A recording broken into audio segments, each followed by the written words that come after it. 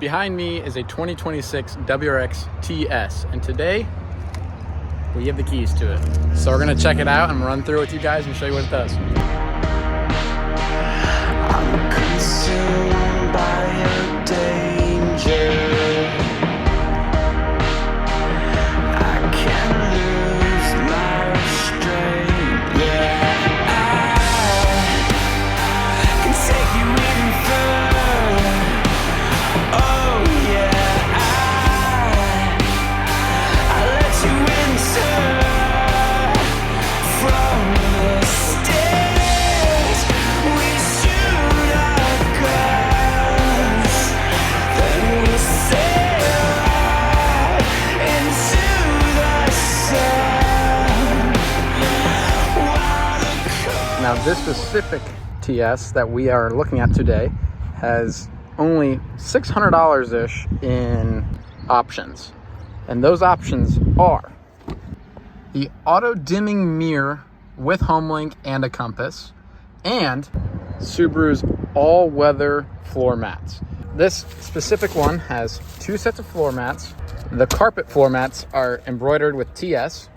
The WRXs come with the 11.6-inch touchscreen display here, paired with a full Harman Kardon sound system. These TSs have this blue interior with the perforated suede and Recaro TS embroidered bucket seats. These seats are a lot different than the normal WRX seats you get in the Limiteds, Premiums, the Base, and the GT.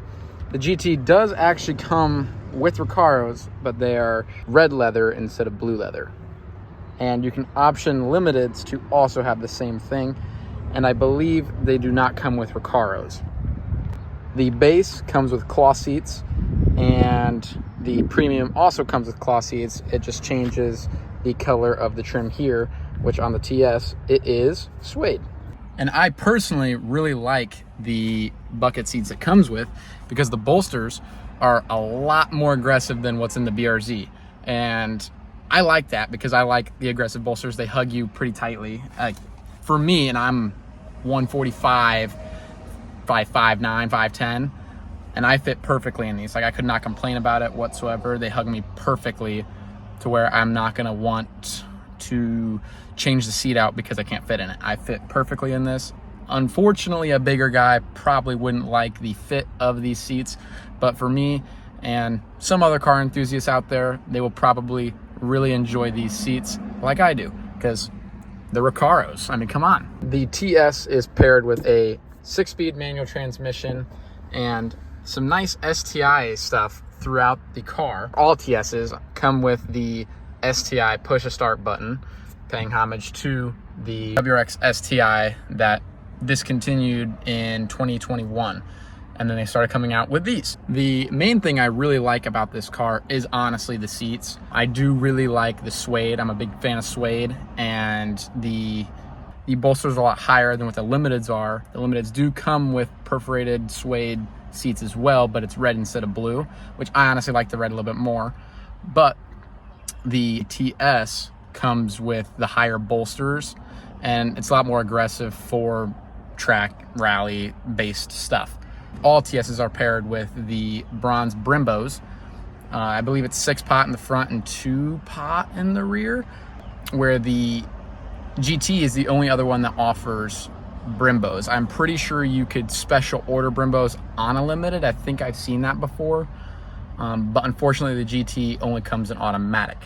So if you're wanting a WRX with the perforated suede seats and manual, your only option would be the Limiteds, which is what I would personally get if I were to get a WRX, only because the TS price range is a little high for what I would do with the car. If you're just a enthusiast and you want a stock car that's fun, this is what you would want, especially something that already has a lot with it that has good features that you wouldn't have to do to something like a Base. The Base model I would not get because of the seats. They don't have the bolsters, they're cloth seats, etc. If the GT was able to be optioned with a manual, that would be an ideal package, but unfortunately it would just be a TS, but red seats instead of blue, which premiums will come with the red seats now anyways. But if you're a purist, this is the car for you. Just like base STIs, not untouched. I mean, they're still very fun cars. This is a very fun car. But if you want to make it more, the TS is not super ideal because of the price range. You'd kind of be wasting money on something you would change. You know what I mean? Now let's get on to what I do not like about this vehicle. I extremely dislike how small the center console is and how far it's pushed back. So when you're sitting in the car, your arm can't really rest on this at all, unless your seat is pushed really far back, which from where I can reach the pedals, this is as far as I can get back. Now, Subaru was kind enough to make extensions for these, so they raise them up and you can slide it forward and back, to my knowledge. So you can option that into this, and it would be a very good thing to do. You can also get these in suede, and you can also option this suede, the boot suede.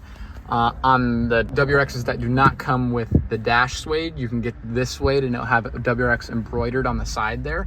I believe you can also change this to suede on other vehicles that aren't already factory optioned with it. And another really odd thing with the steering wheel is they did not put red or blue stitching in it like they did with the Limiteds. The Limiteds are the same steering wheel, but this is the WRX, I believe, is red, and the stitching is all red. So I do not understand why they didn't do blue with this to match the rest of the blue in the car. But look at this car. It's full of blue, and honestly, almost too much blue. The blue is starting to grow on me a little bit, just by not paying attention to it as much. I do think the rear seats do look incredible. I love that. The sides of the seats here are what I'm a little nitpicky about, especially the upper bolsters here, and the headrest is just a lot of blue, but it's growing on me. I am also shocked they did not factory option this with STI shift knob. But I mean, that's something you can option in yourself, including other STI parts like skirts, lips. I believe you can option in a diffuser and different spoilers. The TS comes factory with the black spoiler instead of the paint match one like all the other WRXs. And they also come with these 19-inch aluminum alloy wheels that do not come on any of the other ones. The MSRP on this is almost 45 grand, and the sticker price is at 46.7. So it is a very pricey vehicle. Another thing I do like compared to other all-wheel drive sedans or any other sedan that's a sportier car is the legroom. The seats are almost C-shaped to fit more leg or more knee room, I guess, so you're not hugging the driver's seat. And of course, you do get cup holders in the back for your passengers. More cup holders in the rear doors, including cup holders in the front door and in the center console. Now, all WRXs come with this 2.4 liter turbocharged boxer motor, and they are all-wheel drive. These motors are similar to the FA20 setup. It is just slightly bigger, considered it's an FA24. And of course, you have the functional hood scoop to your top-mounted intercooler. Now, enough of the yapping. I'm gonna go drive it now, and we're gonna see how it goes.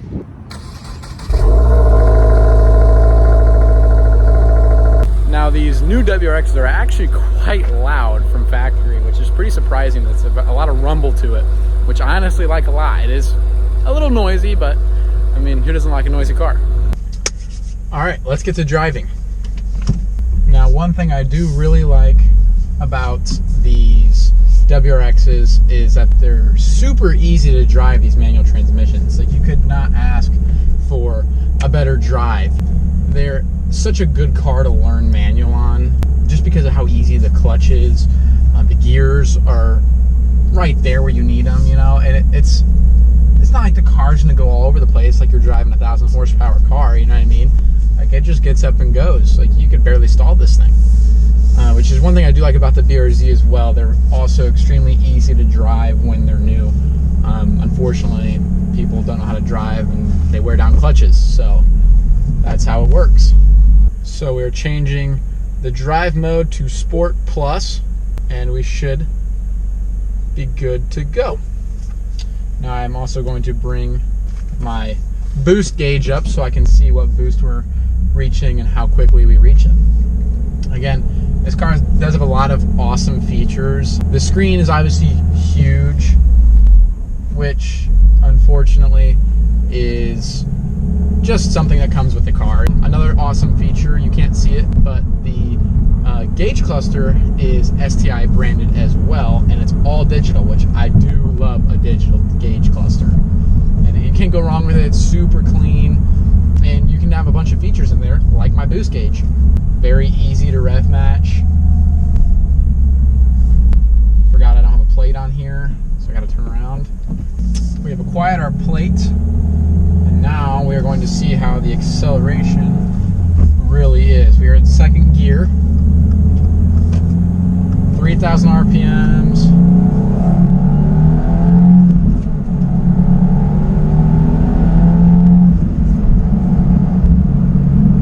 Wow. That thing, hey, being stock, this car's awesome. I love the new WRXs. They throw you in your seat from factory. Like, what other cars do that from factory in this price range? Probably a few, to be honest with you, but this is a Subaru, so it's pretty cool. I did not see how much boost we hit there, but it felt like a decent amount. We were probably around 10 pounds of boost, which is not crazy. I think these are limited to 12 or 13, somewhere in that range. I mean, the shifting on this just feels incredible.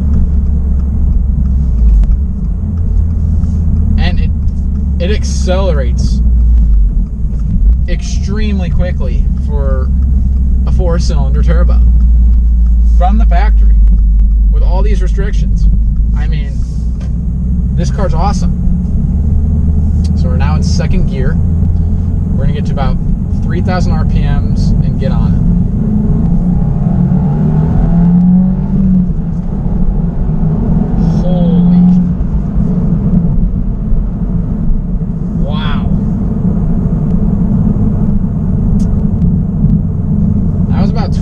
Of boost, catless J-pipe, tune, full exhaust, intake from that intercooler. I mean, you're looking at 300 plus horsepower in just a few modifications, probably even in the 4s, to be honest. With the front mount, you might be in the 4s, which is absolutely insane. I would love to own one of these. I mean, I would love to own a limited, not a TS, preferably. But that is just price point wise and what I would prefer to sustain here.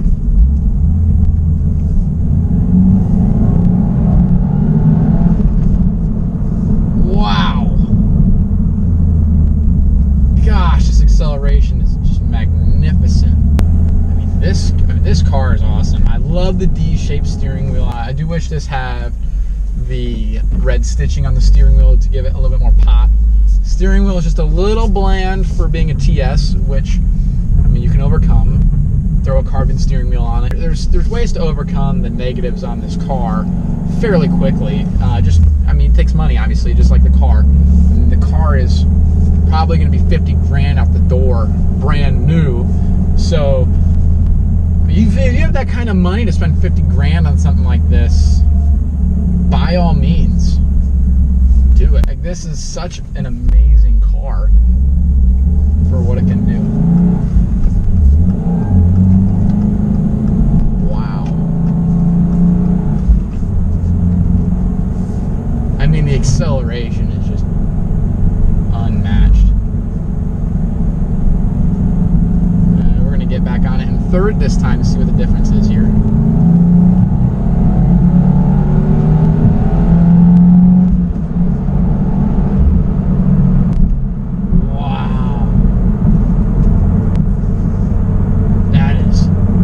Get over how good the acceleration is. I mean, this just feels so much better than my car. I mean, considering my car is a 2-liter naturally aspirated and this is a 2.4 turbo, I mean, there's quite a substantial difference here. And it makes you think, what if you just swapped it in? But we're not going to do that. We're going to throw a new motor in. It will be a 2.4 most likely.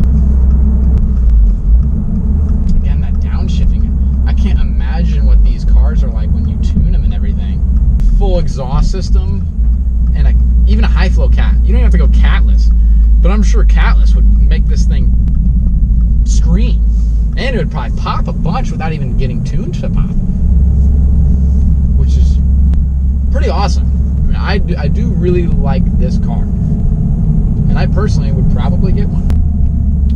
We're gonna see what a rough 0 to 60 would be like in this vehicle.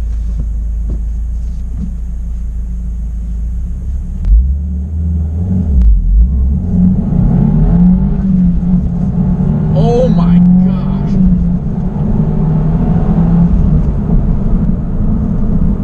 Holy shit. Wow. Wow. First to second was a little rough, not gonna lie to you guys.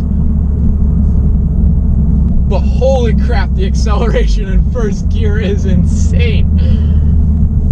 I'm gonna do that again, I think. These cars drive fantastic. They take turns fantastically, which you would hope they do. It's a WRX for all we know. You know what I mean? WRXs should be weapons on back roads and turns. I mean, they are incredible cars. The BRZ is a weapon on back roads. I mean, right now, not so much because of how low it is, but when I go turboed and I go on a track fitment style setup, it is going to be unparalleled on how good it's going to handle on back roads. I can't imagine what this thing would be. It's even lowered. Wow. This thing eats. You could beat the ever-living crap out of this thing. And from what I have heard, these motors are pretty freaking reliable compared to the F820s and the EJs, considerably more reliable than the EJs. But I am very confident that this car would outperform an F820 any day of the week, given the modifications, or, I mean, even stock for stock, this would outperform an F820 no matter what. But with the right stuff done to these things could be weapons. I would love to own one of these someday. And I was thinking earlier today, how would a Type R compare to this? Well, what I didn't think about is the Type R is not all-wheel drive. So if you want to drive this thing in the snow, be my guest. You could drive this literally, and I mean, it's a rally car. You're supposed to drive it off-road. You're supposed to drive it in the dirt. Wow, that sun blinds me.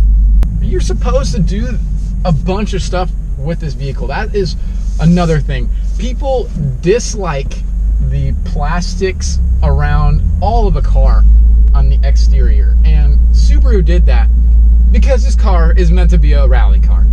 If you're rallying this, you would not want rock chips and dirt flying all over your nice brand new paint. That's why they added the plastics. Thanks to Aeroflow Dynamics, you can get plastics that are paint matched to your specific vehicle, which is awesome. I love that they did that. It is very expensive to do that through Aeroflow. You can always just take your factory ones off and paint them like a normal person if you want to be cheap, which is honestly a perfectly good option. But companies are making substantial amounts of parts for these cars, and they're new. I mean, there's a lot. You can make these cars go into the 500 horsepower range full bolt-on fairly easy.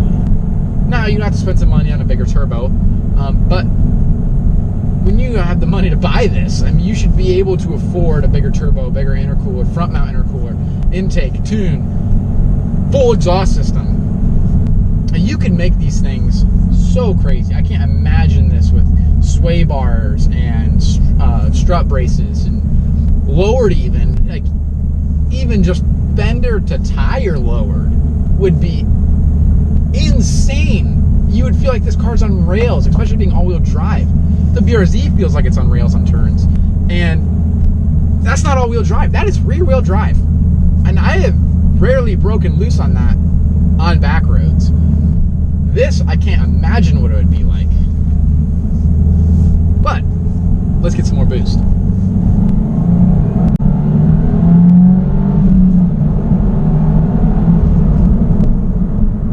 Wow.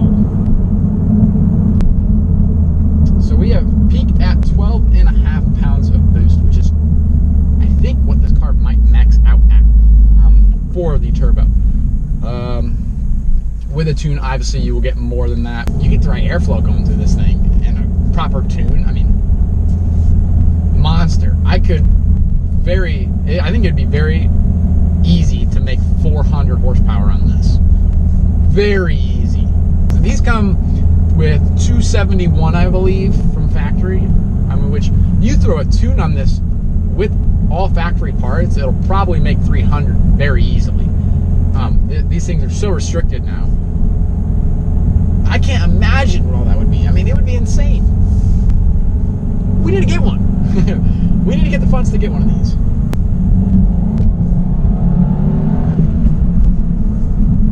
Wow. This thing eats. This is the gauge cluster for those who are wondering. And I personally love it. This is amazing. And as you can see there, we did peak at 12.5, which is pretty good. I mean, this thing sucked me back into my seat. That is it for the video today. I hope you guys enjoyed it. If you guys want me to review your car, comment on this video or shoot me a message in my socials in the description. So I will see you guys in the next one. Can take you